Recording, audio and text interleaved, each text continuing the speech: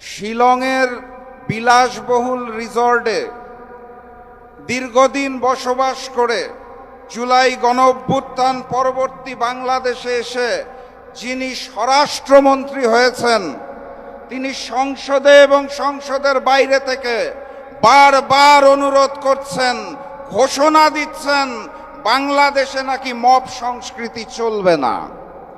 দুঃখের বিষয়, তার নিজের দলের নেতাকর্মীরাই তার কথা শুনেন না। গতকালকে দেখলাম ঢাকা বিশ্ববিদ্যালয়ে শাহবাগে থানার মধ্যে ডাকসু নেতৃবৃন্দ, শিবির নেতৃবৃন্দ, এমনকি সাংবাদিকদের উপরে রাষ্ট্রীয় হামলা এবং রাষ্ট্রীয় মব করা হয়েছে। স্বরাষ্ট্রমন্ত্রী মাননীয় স্বরাষ্ট্রমন্ত্রীর কথা কেউ শুনে না। ছাত্রের জায়গায় ছাত্র আছে, লীগের জায়গায় দল হয়ে গেছে। যুবর জায়গায় যুব ঠিকই আছে, লীগের জায়গায় দল হয়ে গেছে। এই গুপ্ত গুপ্ত গুপ্ত শব্দ বলে বাংলাদেশের জাতিকে দ্বিধা বিভক্ত করলো কে? আমি জানতে চাই, কে সেই ব্যক্তি যিনি গুপ্ত গুপ্ত বলে আমাদের মধ্যেই দ্বিধা ছড়িয়ে দিল?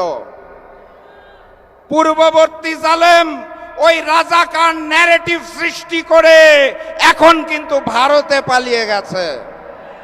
এই গুপ্ত ন্যারেটিভ সৃষ্টি করে রক্ষা পাওয়া যাবে না।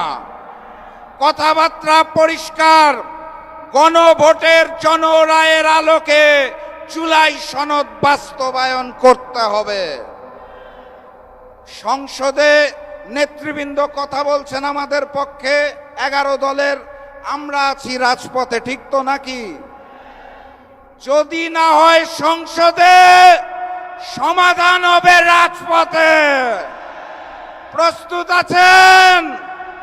নতুন যুদ্ধ হবে, নতুন বিজয় হবে। নারায়ে তাকবীর, নারায়ে তাকবীর।